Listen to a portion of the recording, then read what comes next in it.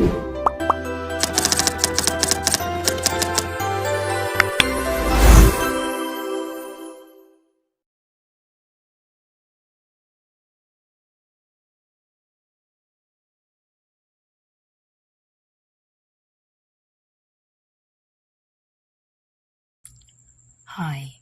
we are the Group 9, and we will be discussing about the topic reporting and evaluating research in our subject ELT 303 Language Education Research.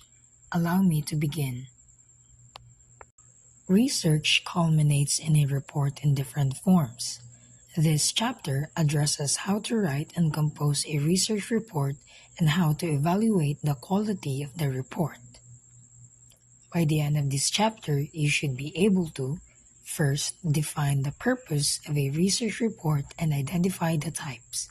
Second, identify how to structure your research report.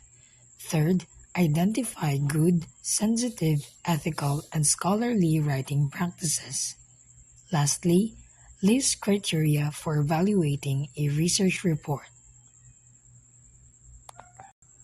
What is a research report and what are its types? The steps in the process of research end with the development of a written report of your research. Research report is a completed study that reports an investigation or exploration of a problem. It identifies questions to be addressed and includes data collected, analyzed, and interpreted by the researcher. So, to put it simply, a research report basically serves as a comprehensive document that summarizes the entirety of the research process, from the formulation of the research question to the analysis, as well as interpretation of data. As for the types of research reports, there are five common types of it, which include descriptive research report, analytical, experimental, review, and case study reports. In descriptive research report, these reports aim to describe characteristics or behavior of a particular phenomenon without influencing it. In analytical research report, these reports involve in a deeper analysis of data to understand the relationships between variables or to evaluate the effectiveness of interventions. In experimental research report, these reports detail experiments conducted to test hypotheses and to establish causal relationships between variables. In review research report, these reports provide a synthesis of existing research literature on a particular topic, often aiming to identify gaps or trends in the literature. Now, lastly, in case study reports, these reports focus on a detailed examination of a single case or a small number of cases, which is often to explore complex phenomena. Dissertation and themes. Dissertation and themes are the doctoral and master's research reports that is prepared for faculty and graduate committee. And these type of research reports are meticulously crafted documents that explores into a specific topic within the student's field of study. And these types of reports showcases the student's ability to conduct independent research, critically analyze data, and present arguments that is supported by evidence. Dissertation and thesis proposal. Dissertation and thesis proposal is a plan for a research report initiated and developed before the research actually begins. Moreover, it serves as a blueprint or framework for the research project, objectives, methodology, and potential significance of the study. And it is developed before the actual research begins and is submitted for approval by the student's advisor or committee. And any feedback that is received, regardless of it, whether it be good or bad, on the proposal, it helps ensure that the research design is feasible before significant time and resources are invested in the actual study. The purpose of a proposal. So, the purpose of a proposal is to help an investigation think through all aspects of the study and anticipate problems. The primary purpose of a research proposal is to facilitate careful planning and preparation for the research study. In addition, it encourages the researcher to anticipate potential problems or limitations and develop strategies to address certain adversities that are about to rise effectively.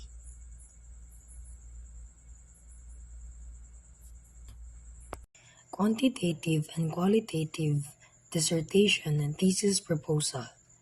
Quantitative and qualitative research proposal serve as blueprints for conducting research and objectives of the research project, and both types of proposals aim to address the key questions and concerns of faculty and graduate committees while providing a clear path for the research.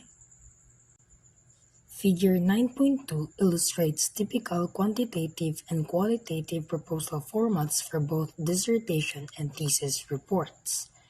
So these formats provide a standardized structure for organizing the proposal's content, ensuring clarity and coherence in presenting the research plan. The topics in both format address the major ideas that faculty often seek to know about a project. And these may include the research questions, research design, the data collection methods, the data analysis techniques, and potential contributions to the field.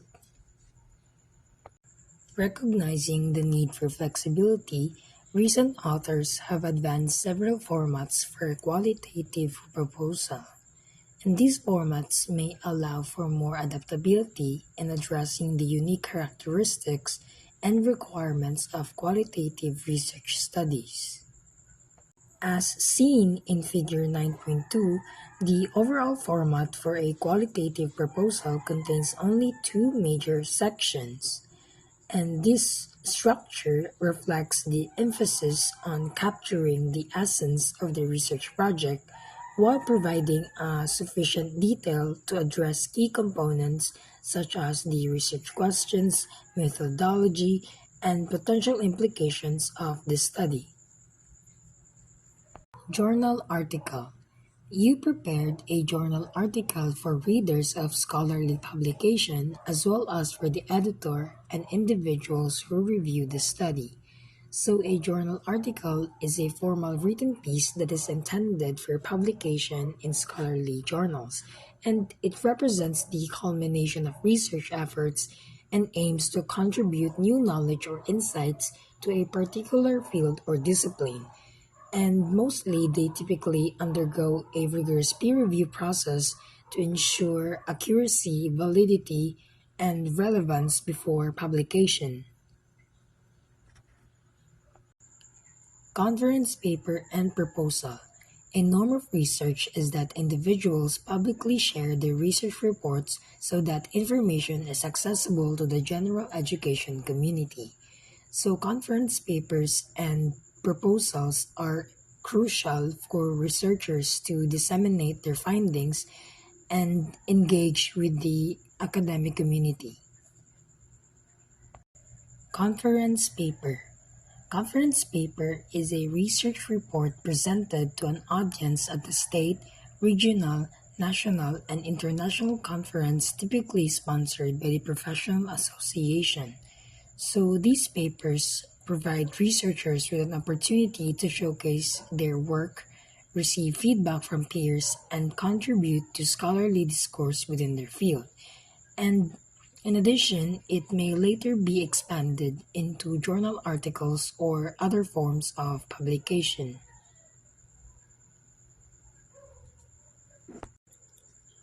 Last and above all, conference proposal. Conference proposal is a brief proposal to present study at a conference. It outlines the topic, objectives, methodology, and potential contributions of the study in a concise format. And typically, it is reviewed by conference committees or panels who evaluate the relevance, significance, and quality of the proposed presentation. And if accepted, the researcher is invited to present their study at the conference, providing an opportunity to share their findings with a wider audience and receive valuable feedback from fellow researchers and practitioners. Sample guidelines for proposals. To illustrate the process of developing a proposal for a conference paper, we will examine the ERA Call for Proposals that is printed each year in the Educational Researcher Journal. The format of paper presentations at ERA has changed in recent years to allow for more innovative forms of presentations, such as interactive paper sessions, performances, and town meetings. The most common form of presenting a single research study, called a paper session, requires that an author submit materials by a set deadline. You need to provide a summary about your research that includes objectives or purposes, perspectives or theoretical framework, methods, techniques or modes of inquiry, data sources or evidence, results and or conclusions, or point of view, educational or scientific importance of the study. Report for policymakers or school personnel. A final type of research report is one that you present to the practitioners who are in positions of responsibility in education. These individuals may be policymakers in state and federal governments or leaders in schools, such as superintendents, principals, curriculum directors, and teachers. The research report presented to these individuals might follow these guidelines, according to MUFO 1986. The research report presented to these individuals might follow these guidelines. The first one is the timing is most important. The second one is report specific results from your research. The third one is present the results simply and clearly. The fourth one, include a one-page executive summary at the beginning of your research. And the last one, obtain clearance from key individuals to present your research. How should you structure your report? A study with a clear structure is easy to understand and easy to read, even though the subject matter may be complex. A nationally known author on the subject of writing, Natalie Goldberg 2000, has stressed the importance of understanding the physical structure of a writing project. The physical structure of a study is the underlying organization of topics that forms a structure for a research report. Think about a journal article that you have recently read. Was it difficult or easy to understand? Were you able to read it quickly or did you labor? Design an appropriate quantitative structure. The structure of a quantitative report is shown in Figure 9.3. The body of the paper comprises 5 major sections. These are the same 5 sections typically found in published quantitative reports. Knowing this structure will help you read studies and understand where to look for information. For journal articles, the front matter and the back matter sections are limited because of space constraints. For a dissertation or thesis, the researcher includes more front matter to help the reader understand the organization of the study. One front matter section, the abstract, is optional in reports, but if you write it in a complete form to include all of the elements of an abstract, it helps the reader identify the major parts of a study. Another part of the body of the paper is the method discussion. This section is likely to vary from one research report to another because of the different procedures authors use for their research designs. Design an appropriate qualitative structure. For a qualitative dissertation, thesis, and journal article, the structure varies considerably. The standard 5-section structure seen in Figure 9.3 may not be appropriate for a qualitative study. For a qualitative report such as dissertations or thesis, authors may include 6 to 8 chapters. For example, Miller 1992 conducted a qualitative ethnography case study of the experiences of a first-year president. She included the following 11 chapters. For example, Miller 1992 conducted a qualitative ethnographic case study of the experiences of a first-year president. She included the following 11 chapters. Chapter 1, Introduction to the Study. Chapter 2, Path to the Presidency. Chapter 3, Early Surprises and Challenges. Chapter 4, Building Relationships. Chapter 5, Presidential Roles. Chapter 6, Providing Vision and Leadership. Chapter 7, Initiating Change. Chapter 8, External Constituents. Chapter 9, Struggles and Difficulties. Chapter 10, The Spouse Role. Chapter 11, Summary, Conclusions, and Implications. The 11 chapter structure places emphasis on themes that emerged during the study. It does not include a separate chapter on the literature review or the specific procedures of the study. In a qualitative scientific structure, the researcher includes detailed procedures of inquiry and follows a traditional form for reporting research that includes the introduction, the procedures, the findings, and the discussion. However, a scientific qualitative report does differ from a standard quantitative format. In the qualitative scientific approach, you refer to the procedures instead of methods, and findings instead of results. A qualitative storytelling structure is a flexible approach to writing a qualitative report. The meaning of the study unfolds through descriptions, the author's reflection on the meaning of the data, a larger understanding of the phenomenon, and a return to the author's stance on the topic. How do you write in a sensitive, ethical, and scholarly way? In addition to understanding the structure of a study, researchers engage in good writing practices when they compose a research report. They are sensitive to individuals and use language that reduce bias, use appropriate research terms, write and report the findings ethically, employ a point of view consistent with quantitative and qualitative approaches, balance research and content, interconnect parts of a study, and advance a concise title. Use language that reduces bias. A research report needs to be sensitive and respectful of people and places. Your study submitted to a dissertation or thesis committee, to a journal, or to a conference will be rejected if you are insensitive to individuals or cultural groups. The APA has compiled information and developed guidelines about the use of writing strategies for reducing bias in the language of research reports.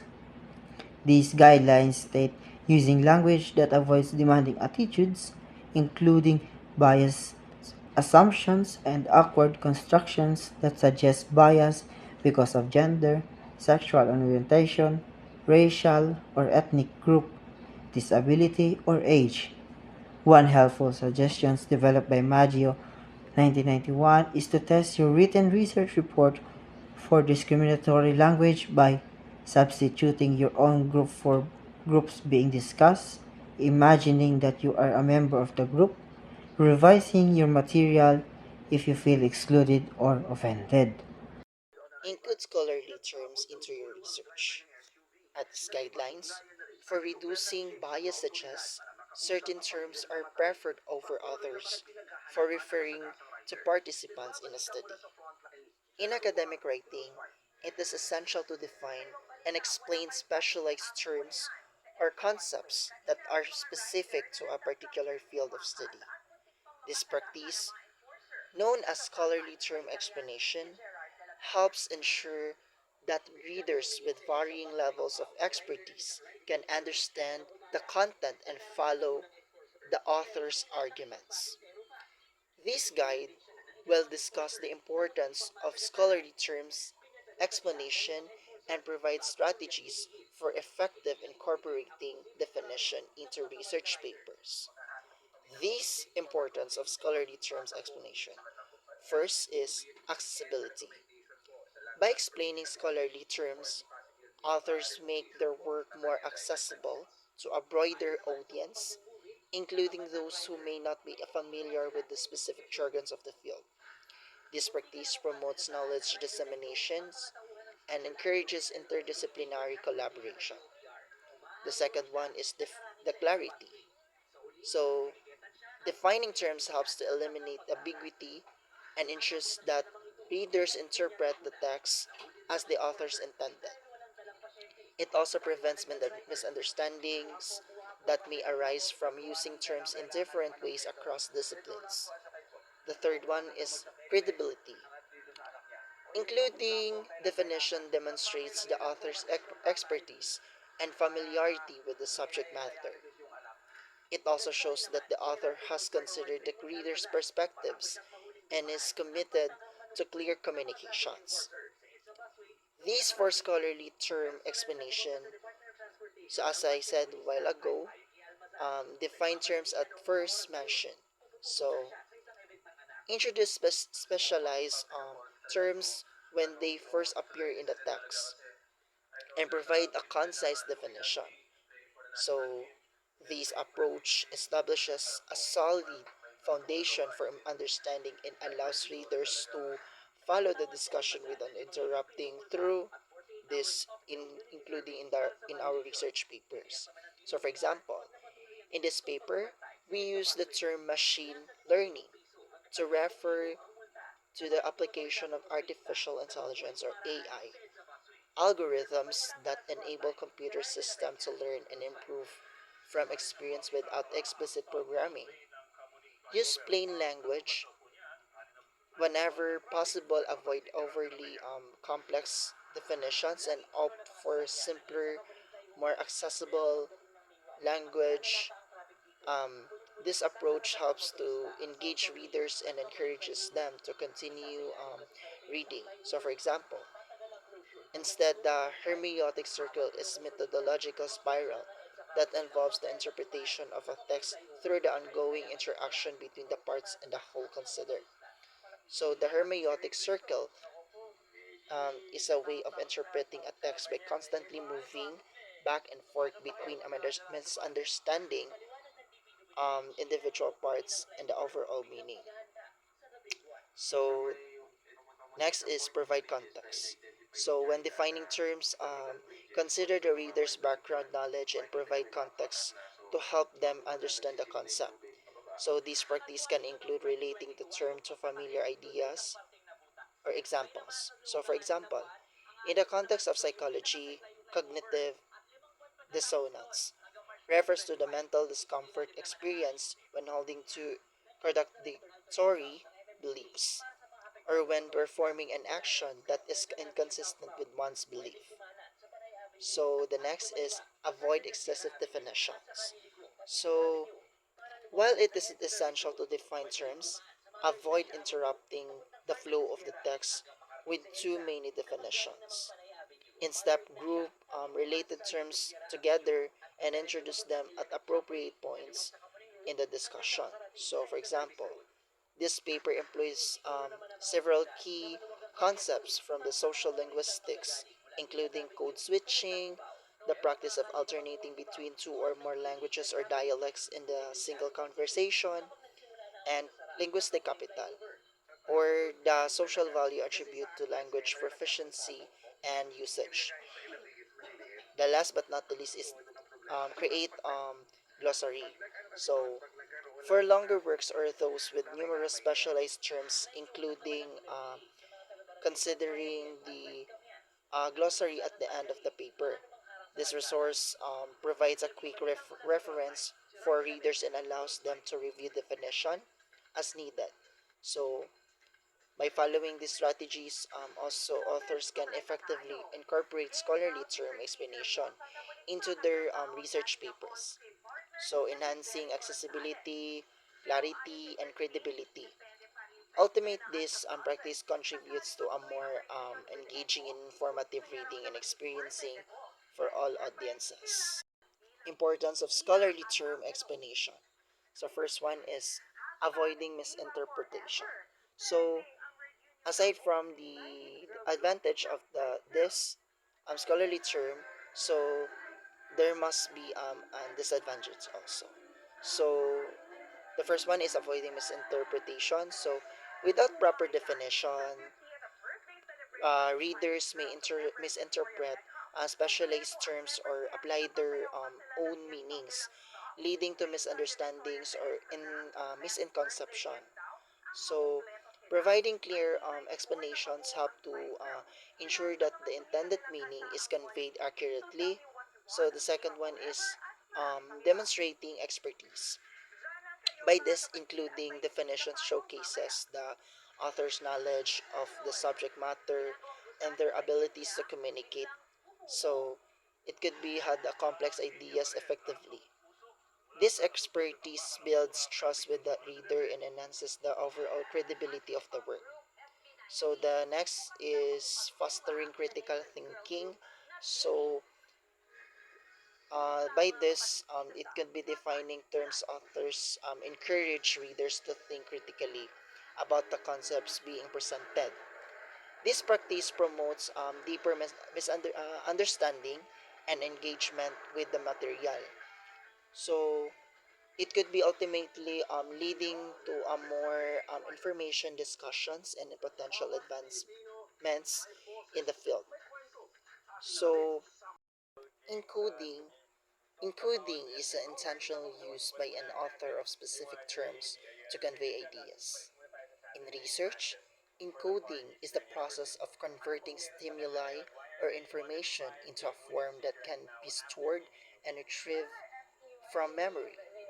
This process involves the use of cognitive strategies to organize and categorize information, making it easier to recall later.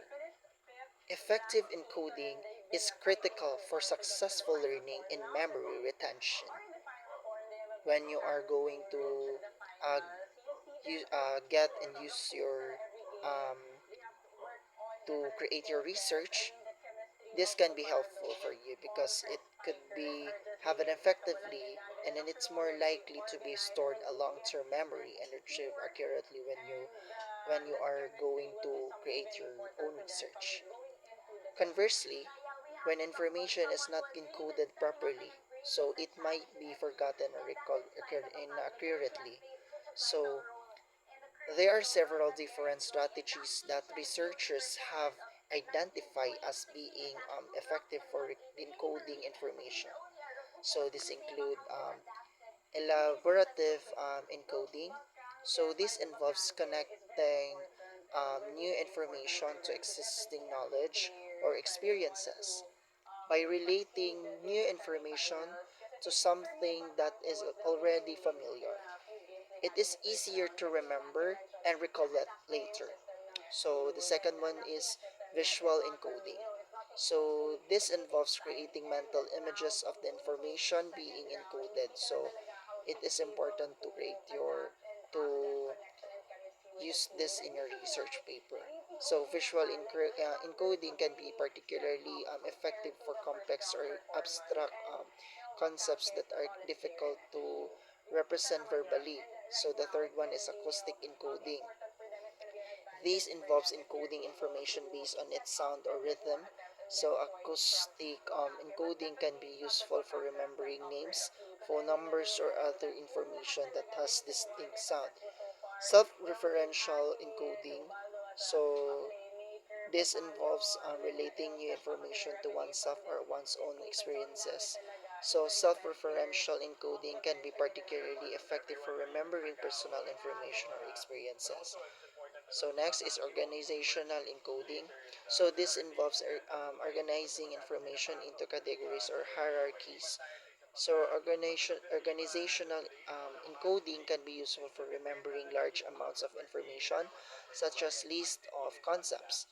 So effective encoding also requires attention and concentration also. So maybe individuals are distracted or multitasking. So they are less likely to encode information effectively, making it more difficult to remember later. In addition to these encoding strategies, researchers have also identified several factors that can influence the effectiveness of encoding. So these include, the first one is motivation. So when individuals are motivated to learn or remember information, they are more likely to encode it effectively. So the second one is emotional arousal. So information that is encoded during periods of high emotional arousal is more likely to be remembered later. So the third one is depth of processing.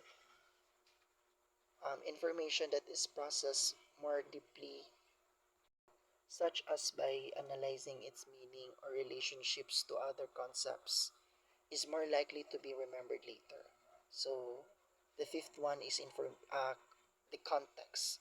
So information that is encoded in a meaningful context is more likely to be remembered later. So as I said earlier, to summarize up, so encoding is the process of converting stimuli or information into form that can be stored and retrieved from memory, as I said a while ago. So having an effective encoding requires the use of cognitive strategies, attention, and concentration, and can be influenced by factors such as motivation, emotional, arousal, depth or of processing, and context. By encoding information effectively, as I said a while ago, so researchers can improve learning and memory retention, leading to more accurate and reliable research findings. Use an appropriate point of view. The presence of the researchers in the study varies between quantitative and qualitative research. In quantitative research, the researcher's presence is typically minimal and objective, aiming to limit bias and maintain the study's validity and reliability. The researcher focuses on collecting numerical data and applying statistical analysis to test hypotheses and draw conclusions. Um, in the other hand, qualitative research often involves a more active role of the researcher, who is immersed in the context and interacts closely with the participants. The researcher's subjective perspectives can influence data collection and interpretation, but reflexivity and rich description can help ensure trustworthiness. The researcher's role may include observing, interviewing, or participating in the natural setting to gain a deep understanding of the phenomena under study. So there are two construction that make appropriate your point of view, that passive and active construction. Balance your research and content. Some researchers feel that their report must demonstration their knowledge of research more than the content or subject matter of their studies. So first is poor model displaying an overemphasis on the method. The second one is better model displaying balance. Interconnect sections for consistency. Another writing strategy used in research is to interconnect the sections of your research. So it could be reported so that can you provide a consistent discussion to readers. Linking devices are words or phrases that tie together sections of a research report. Advance a concise title. So, two components of a scholarly manuscript deserve special attention because they are major importance: the title and the abstract. So, title is to summarize the major idea of the paper in a concise and clear manner. So, how do you evaluate the quality of your research? So, both during the process of conducting a study as well as at its conclusion. You need to be mindful of the quality of the research. So, the quantitative standards.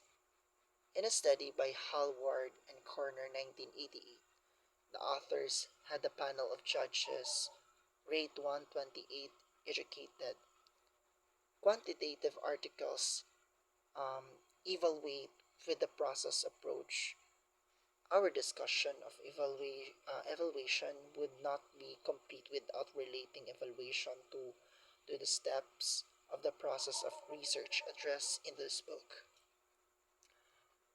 In a study by, as said a while ago, by this author, Hallward and Kerner, 1988, the author employed a panel of judges to rate 128, as I said a while ago, educated quantitative articles. So this evaluation process can be further understood, as I said a while ago, by relating it to the steps of the research process. So, problem identification and conceptualization. The first step in the research process is identifying and conceptualizing the problem. In the context of the study, the problem was the lack of standardized evaluation method for quantitative articles. The authors conceptualized this problem by recognizing the need for a systematic and objective evaluation process. So then the next is literature review, the second step. So involves reviewing the existing literature in the topic. While the study does not explicitly mention a literature review, or in short RRL, it is implied that the authors were familiar with the existing evaluation methods for quantitative articles, which they found lacking. The next is formulation of hypothesis or research questions. The third step is formulating hypothesis or research questions. The authors did not explicitly state any hypothesis, but their research questions could be interpreted as um, how can quantitative articles be effectively and objectively evaluated? The next is research design. The fourth step is designing the research. The authors designed a study where a panel of judges rated 128, as I said a while ago, quantitative articles. So this design allowed for unsystematic and objective evaluation of the article. The next is the fifth step is the data collection. So in this study, the data was collected through the ratings given by the panel of judges. The authors did not specify the criteria used for rating, but it can be assumed that they were related to the quality and rigor of the quantitative research presented in the articles. So the sixth step is the data analysis. The authors did not provide details about how they analyzed the data. From collecting the judges' ratings, however, it can be assumed that they used statistical methods to analyze the ratings and draw conclusions about the quality of the article. The seventh step is the interpretation of the findings. So, the seventh step is interpreting um, the findings when the author likely interpreted their findings in the context of the research question. Um, it could be drawing conclusions about the effectiveness and objectivity of their evaluation method. The final step is the presentation of the findings. So the authors presented their findings in the form of study, which was published in a scholarly journal. So they concludes by this author, Hallward and Kerner, 1988, that it is understandable that in the context of research process, the authors identified a problem, reviewed the literature, formulated a research question, designed a study, collected and analyzed data, interpreted their findings, and presented the results. This process approach to evaluation provides a systematic and objective method for assessing the qualities of quantitative articles. The next is key ideas in the chapter. So there are four. So the first one is the purpose of the research report and its type. Second is how to structure your research report. The third is sensitive ethical and scholarly writing practices. The fourth one is criteria for evaluating a research report. So there are three rather, two criteria from evaluating a research report. So first is useful information for procedures of research. The next is useful information for consumers of research. And the third one is understanding concepts and evaluating research. So in this the key ideas in the chapter, explains and stated that the purpose of the research uh, report and its type is the document that presents the findings of the research study. It serves as a means of communication between the researcher and the audience, which can include other researchers, practitioners, policymakers, and the general public. The purpose of the research report is to provide a clear and concise account of the research study, including the research question, methodology, findings, and conclusions.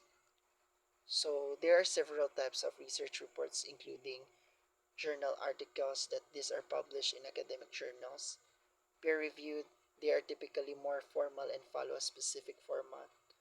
Technical reports, these are often produced by research organizations or government agencies. They are usually longer and more detailed than journal articles. Thesis or dissertation, these are lengthy research reports written by the graduate students as part of their degree requirements. Conference paper, these are the shorter research reports presented at academic conference. So the second is how to structure your research report. So it is important to structure of our research report because it could be varied depending on the type of the report and the guidelines of the publication or the institution. However, most research reports follow a similar structure. So these are the title page. This includes the title of the report and the author's name and the affiliation. Abstract. This is the brief summary of the report, including the research question, methodology, findings, and conclusion. The introduction. This section provides background information on the topic, states the research questions, and explains the significance of the study. The literature review, um, or RRL. So this section reviews previous research on the topic and explains how the current study builds on and differs from previous research. Um, the methodology. This section describes the research design, sample data, collective methods, and data analysis methods. The results. So this section presents the findings of the study. Discussion.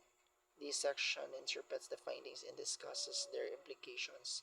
And last is to conclude or conclusion. This section summarizes the main findings on their implications and suggests directions for further research. Uh, and also the last, um, references. This section lists the sources cited in the report. So the third is sensitive, the ethical, and the scholarly writing practices. Research reports should be written in a clear, concise, and objective manner. They should also be sensitive to cultural and individual differences and adhere to ethical guidelines. This includes obtaining informed consent from participants, protecting their confidentiality and avoiding bias in the research design and reporting of results. The fourth one is criteria for evaluating a research report. A research report can be evaluated based on the several criteria. So the first is useful information for procedures of research.